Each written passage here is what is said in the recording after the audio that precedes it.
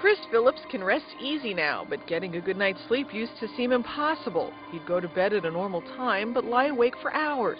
If I couldn't sleep, there was a lot of watching TV, play a lot of video games, cards.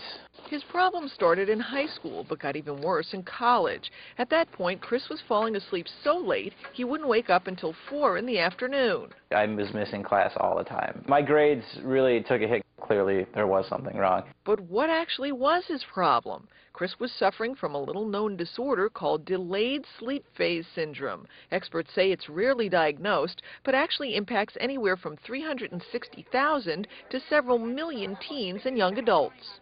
This is usually seen in children who are just completing puberty or going through puberty, even into the early 20s.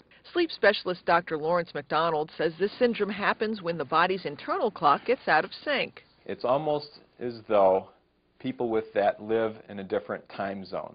Their body rhythms make them go to sleep very, very late. And it can be very difficult to get up in the morning, leading to sleepiness and mood swings. Specialists say this condition is often misdiagnosed as attention deficit disorder or a behavioral problem. Many patients with this are thought to be depressed or have psychiatric issues. A lot of these patients are being simply forced to live with it. They're suffering in silence. James Wyatt is researching ways to better diagnose the syndrome, but he says there are key warning signs. Is it tough for your kids to get to bed at night? Are they sleepy during the day?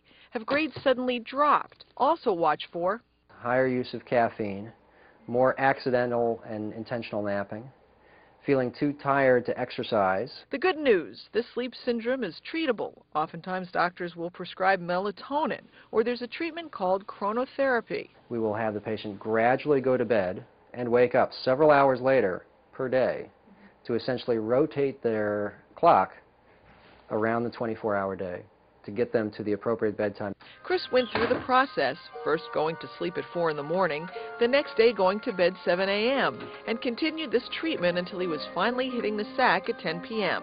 Now he falls asleep like clockwork. I'm glad I did it, and I'm living a better life now because of it.